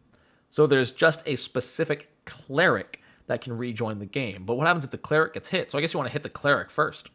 The caller is the captain. They call out plans of actions, sure. The watcher makes sure someone who takes the scoring ball drops their visor immediately. To avoid watchers making false calls, the game has referees. Fair. Cool. Oh, I didn't expect armor and stuff. Yo! The Avestan Basilisk League, the Riddleport Rollers. Oh my god. But wait, how are you picking this ball up with that scoop? Because the scoop picks up the Basilisk. How are you picking this up with that scoop? I mean, you do look like you adore life itself in such an optimistic and happy way that I'm speechless. Oh, thank you. Yes, I do tend to be a happy person. Oh, okay, so when you pick it up, you drop the visor, like a literal visor, like a helmet. Okay, cool. It's called skills with difficulty. They have like, oh, look at them all, the strikers, the runners. Oh my god. This is great. This is absolutely great. Crime and law. Oh my god. There's so actual punishments for anything. That is a useful table. That's a really useful table. Your players get caught stealing, 20 lashes and hard labor. Oh my god. Forgery, 15% of their wealth. Joke's on you, I don't have any money. Oh man. You made a useful checklist. It's good for Edgewatch too. Nice. Is that generic laws? Common crimes and typical punishment. Punishments can vary from region to region. Countries in the inner sea that use fines typically link them to the character's ability to pay. They give you some freaking... Oh my god. Look at this. The Mockingbird. Oh my god. 7,000 gold for arrest. The Fisherman. He's got a little lizard. Oh, it's a renegade wizard with a lizard. Man, oh, there's so many. Blackjack, Paravikar, Sebastian Dualoy. Oh, but she's so cute. What'd she do? Retrieving the Star of Vudra Diamond, arresting Lord Halifrey for the Heron murderers, the case of the 6 statues. 300 silver shields for her to be distracted. What? What are you? Are you a gnoll? That's a gnoll. Oh, man. Wait, read Blackjack? Okay. Blackjack, wanted for harassing self-respecting Corvosan gangsters, uncovering corruption in the nobility, rescuing innocents from the gallows, being a do-gooder for over 200 years? 1,100 gold sales for his death, but only if he stays dead. These are wanted criminals. These are good guys. Oh, these are bounties on good guys' heads. These are bounties on criminals' heads. Blackjack is a major NPC in Crimson Throne. That's awesome. Protecting Aluki could be an adventure. She did nothing wrong. That's so cool. Oh, that's awesome. Good. Read Bovor. Where's Bovor? Bovor. The wizard. Wanted for practicing magic while under the influence. Casting pyrotechnics in a wooded area. Transmuting alligators without a license. Reckless magic carpet usage. Oh my god. Holy cow, that's amazing. This book is there's so much more. Let's jump to magic. I can already feel my voice going. It's only been an hour and a half, but I'll probably go for another 30 minutes. Let's jump down to magic, because I want to know more about magic. Oh, Tarbathon, what's up? What's up? You looking good. Magic. For the last 20 years, I've studied a strange dichotomy in the cultures of Golarion. Magic touches nearly every aspect of existence, but few take the time to understand it. Most don't even realize how magic affects them. Misconceptions about magic and its nature run rampant. That's cool to know. Understanding magic, yada, yada, yada. Rhabdophobia. An individual may develop a phobia, as they may with anything, and certain types of magic are viewed as taboo. In particular, necromancy is taboo nearly everywhere, and stronger enchantments are frowned upon in polite society. Many justify healing magic as some other kind of magic, which speaks to the types of magic that often elicit fear. Like all things, there are exceptions. Cool. All right. Notable spellcasters, prevalent magic, spellcasting signatures. The spell signature is the most universal aspect of spellcasting and recorded knowledge. When an individual casts any spell, it creates a visible array of runes and sometimes other effects. I never knew that. Really? I'm guessing does this still apply to things like the psychic? Hello, Niall. How's it going? This changes everything. This changes like any kind of casting magic subtly in public or anything means you're conjuring a rune in front of you. Even if you have silent spell, you're still creating a rune. Interesting. That's good to know. Rune shape, specific runes, signature color. Red is indicative of an angry or violent person. The color of a spell signature is seemingly random and indicates nothing about the caster. The spell signature belongs to New Thessalonian wizard who was all too happy to demonstrate rune magic for me. On interview, he said his signature changed over time. Wild. Something about this in Secrets of Magic? Huh. Would conceal spell hide it? The circle might be small. No, we've seen it in some artwork. It's not that small. This one's summoning. Spellcaster liars. Oh my god. Laboratory. Miranda Goswin's apartment. Psychics still have signatures, but not like runes. Apparently it's something that the cover artist Wayne Reynolds made in part of making The Wizard, but hasn't been codified until... Who are you? It hasn't been codified till now. Who are you? I'm sorry? Are you one of the creatures that created the world? I don't know. That's adorable. Fables, fairy tales. Oh, I don't have time to go over all this. You got to buy this book. There's a lot of text. This book makes an amazing centerpiece. That's a weird art style. Like, weird is not the word I'm looking for. It's different. Like, it kind of clashes to the rest of the book. I was kind of fine with it on the B, but seeing it on a character, it's very... And maybe they did it on purpose because this is like myths and legends versus real world stuff. But it definitely clashes a little bit. Wayne's amazing. So apparently, like, everyone hates Wayne. Not, like, really hates them, but, like, all of the other artists on staff hate Wayne because of how much detail he puts into his work. So, like, when Mios when their artwork came out for the iconic Mios, every artist was like, no, because Mios has like 1,000 details on them. It's great. Superstitions, forget them not, man. All right, cool. A common superstition throughout Aveston is that it's good luck to travel with a halfling. Having undertaken a long and definitive study for this volume, I'm happy to report this superstition is true. That's funny. Goblins speak louder than rules. Interesting. Holy cow. Oh, excuse me.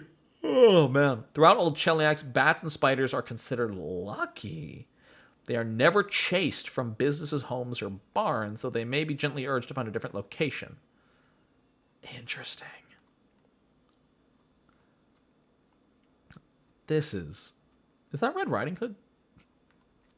The Tale of Kagala-Sirki. I hope I said that right. One of Garoon's greatest heroes. Man, I can't read all this. I would love to, but I just can't. There's so much information here.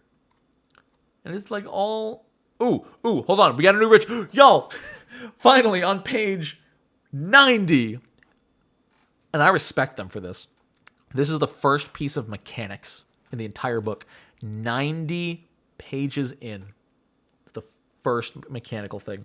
A lucky month with 3 secondary casters, taking 1 day to cast.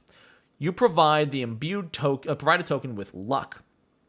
You choose a single creature within range during the performance to become the recipient of that luck. That creature has access to the token's luck as long as they're wearing it. If the token is stolen or lost, they lose access to this luck until it is recovered. The token loses its luck if it is destroyed. Technically, the housing stuff was the first mechanical thing. I guess if you count prices as mechanical. I don't. I count prices as in-universe lore, almost. Lore is the wrong word, but I count it as context, not mechanics. Because you'll never roll for money. I guess you could. If you're like, oh, you beat them, you get 4d6 money. Critical success. You call upon the token's luck once per week when rolling a saving throw. Roll twice. Or once per month. So, okay.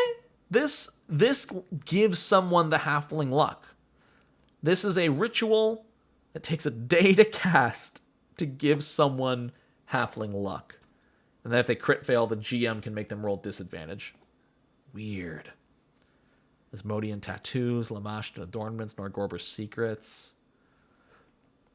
Houses were already in the game. Prices just clarified. This is a brand new thing, yeah. Just found stream. Chat, care to give a Todd so far? Was that supposed to say TLDR? Because TLDR is lore.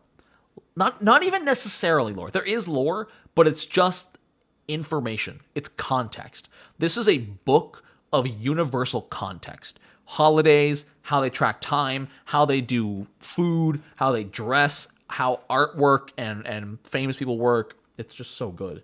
Serenite paintings, Gosrin picks. Gosrin picks? Gosra's worshippers among the Ulfin see the deity's duality as fire and ice rather than winds and waves. Their Ulfin clerics carry iron picks and begin rituals by shattering ice. Interesting. Ooh, new pantheons. I don't have time to go over all of these, but very cool. Cosmic Caravan. Oh, man. Deliberate Journey. Super cool. I love the addition of Pantheon. Pantheon is one of the coolest ideas where if you don't want to worship a god, you can worship a pantheon instead. Super cool. The Enlightened Scholar's Path. Hearth and Harvest. Very cool. Offering... There's so many! Laborer's Bastion. Seafarer's Hope. Okay, I thought Cosmic Caravan sounded familiar. I didn't want to say anything, but it was in the Vault AP, yeah. And yeah, they have the wheelchair from Grand Bazaar. Super cool. Love it. Seafarer's Hope. Urban Prosperity. I like this artwork. I don't know what it is about it. I think I just love gnomes, honestly. Nature and Animals. The Natural World. Animal Life. Just information. Actual, like... First off, images of plant life, and then information on the plant life. The flayleaf and the false flayleaf. The flayleaf is a sedative hallucinogen. The false one is nearly identical.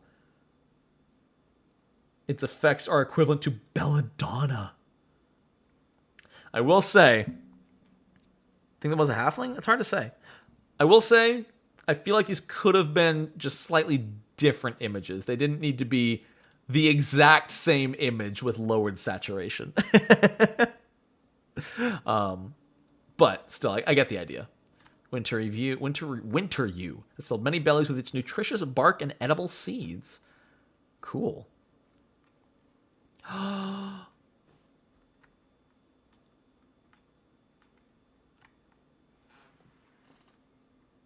He's terrifying.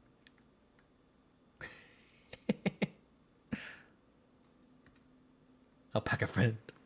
Alpacas, lions of Taldor, mammoths, pangolin, the wolves, the rats, the goats, owlbears, yes, jackalopes, the whale steed.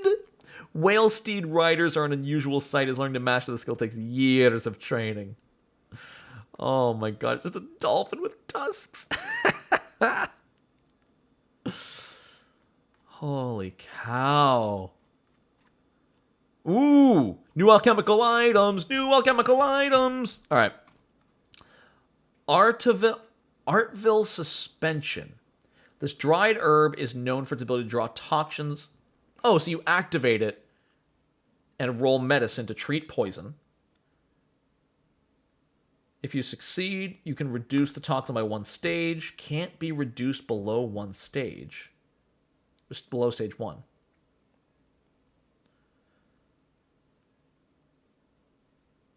Wait, so this only works on ingested poisons.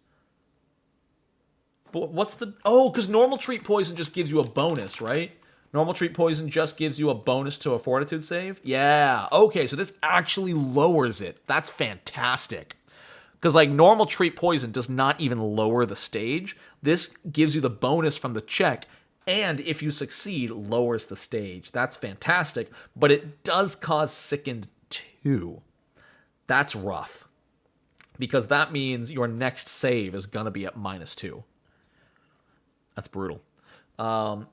Curled Cure Gel. So these are almost like the... What are they called? Not spell tags. What are the things that when you activate a spell, you consume the item and it grants a bonus effect? Someone help me out here. When you treat wounds, you activate this item. And if you succeed, you can reduce clumsy, enfeebled, or stupefied. You could use that with battle medicine. That's amazing. Not talismans, no. Not talismans. It's sort of like a spell reagent. There's a specific name for it. Only if it's... Wait, no, not talismans. Nope. Is it spell heart? I think it's spell heart. I think... Catalyst? Was it spell...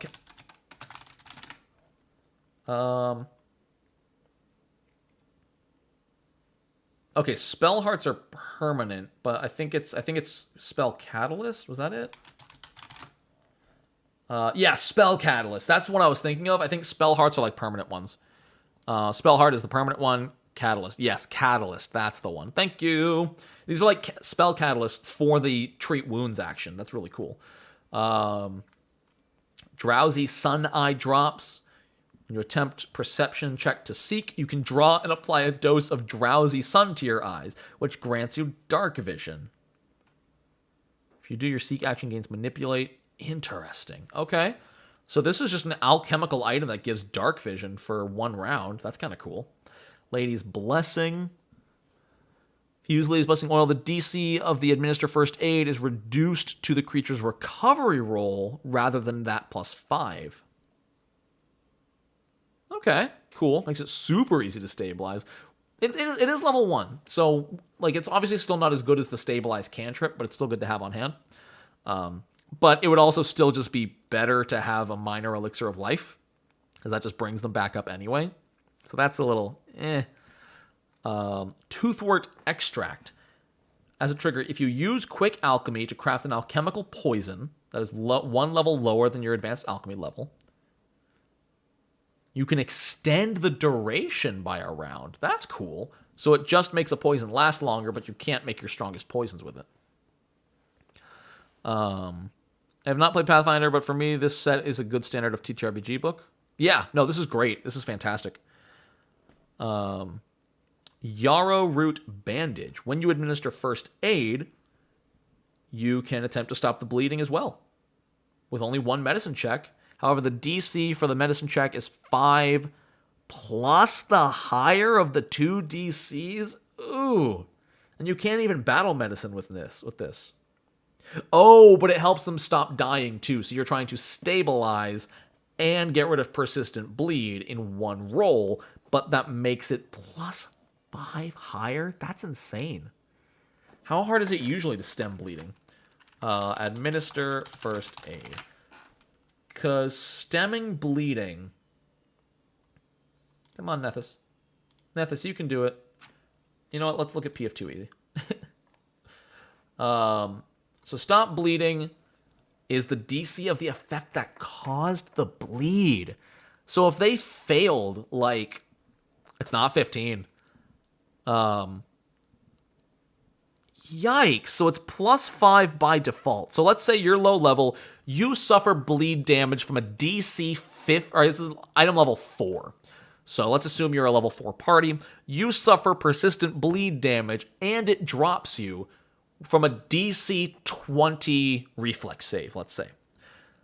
Because of that, if you use the Yarrow Root Bandage, the DC is going to be that plus 5. It'll be a DC 25 medicine check at level 4. You stabilize too, but man, that seems really rough. Versus the DC to stabilize, but it's still good. It's still good because you can't stabilize if they're bleeding. If you stabilize while they're bleeding, they're just going to go into dying again. But, yeah. It's good if you don't have access to the stabilize cantrip. X's lizard. I've been told this lizard is the best security system you can imagine. I want a house eagle. Can I have a house eagle? That'd be great. Domestic opossum. Cradle minder. Oh, boy. Oh! You look at you. Kaya Linny. This isn't a monster hiding in the Darson. It's just a Kaya Linny, a favorite pet Kyle's bring from the... Kyle? Pet shops. Prices of pets.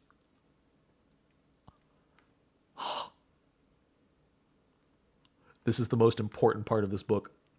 This is the most important thing in the book. I can't let my players see this. You can get a turtle! Handling another man's turtle. 10 points if you get the reference. If anyone can get that reference, you win. And the price of treats and tanks and stuff. Let's go. What's a cradle minder? Sought after in Cheliax, the cradle minder resembles an imp. Despite rumors they were given as part of a household pact with devils, these creatures were bred from frogs. Xenoblade. Yeah, let's go. Alan and Mabs. Let's go. And Eliana's the Zekinator. Zeke von Genbu, bringer of chaos, and his best friend Turters. Cradle minders are ideal companions for children. They require fiendish earthworms regularly. Whoa. Okay, this is super helpful. Oh my god. Famous monster hotspots. Goblin dogs are found up here. Manticores in here. Whatever that is in here. Those are blood. Those are the super mosquitoes. I forget what they're called in here. I don't know what that is. Otyugs and Absalom. Gelatinous cube in Nex. Whatever that is. It was an assassin vine. You're right. And a nerd. Bloodseekers. Thank you. Wargs. Okay. They're using the Manticore image from War for the Crown. I don't blame them. There's information on the weather. There's a weather pattern map! What? Oh my god!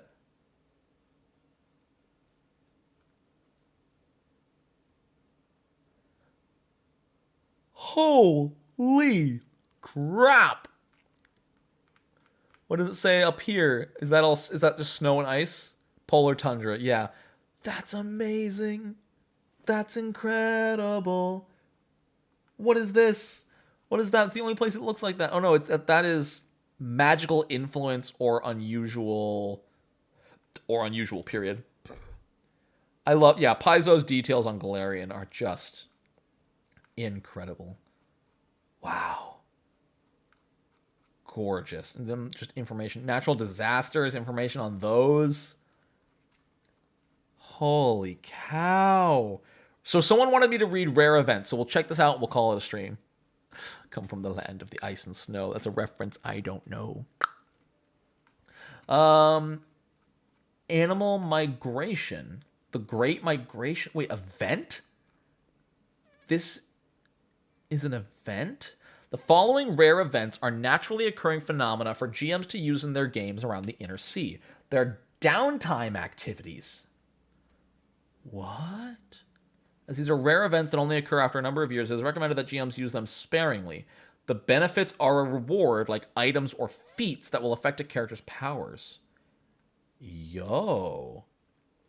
So your character can join the Great Migration, running with the mass of lion prides for a week, doing your best to keep up with their loping strides. As you do so, the thrill of their wild freedom overtakes you, and you become more like a predatory cat. You attempt a DC 24 nature, athletics, survival, or stealth check. If you critically succeed, you get +1 to nature and stealth and scent as a sense for a year. Now, getting it for a week, not that great. Ooh, minus 10-foot penalty to speed for a week? Or you can't command animals for a month? Now you're obligated to listen to Immigrant Song by Led Zeppelin. I will forget to do that. The Sanguine Cascade. You walk the streets as the blood rains pour down on you for a day. Attempt a DC 24 medicine, occultism, or religion. If you critically succeed, then whenever a creature within 30 feet of you takes persistent bleed damage from one of your effects, you gain 10 hit points equal to the damage dealt or half your level, whichever is lower. It's only for a week, though. Interesting. Canopy molting, the Dance of the Midnight Sun, Gathering of the Sun Orchid. These are cool. I'm gonna have to look at these. What's the highest level one?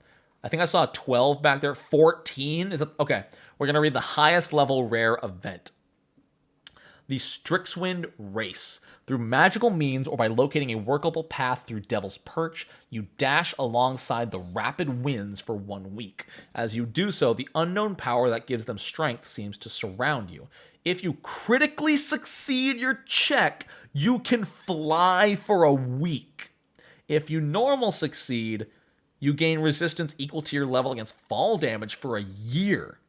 If you fail, you go deaf. If you crit fail, you take a -2 penalty to attack rolls for a month. Oof. Oh my god. Imagine that. If a fighter crit failed this, they'd be balanced. They wouldn't. They'd be so weak. Oh my god, there's backgrounds here, apparently. Cosmic Caravan information. Whoa. Oh, that's cool. It's the calendar. It's a calendar and everything. That's amazing. Is it stack? I would stack it. 1, 2, 3. I don't know why it doesn't, but whoa. Paizo, did you just give us freaking moon phases? Did you just give us actual freaking phases of the damn moon in Pathfinder? Oh my god. That's crazy. Desmond Clerics rejoice. All the different moons, astrological backgrounds. Can cast augury once per week. The Doomcaller gets stellar misfortune. If someone's about to make a saving throw, attack roll, or skill check, you can give them bad luck. Makes sense. The Eclipseborn was born on a catastrophic event.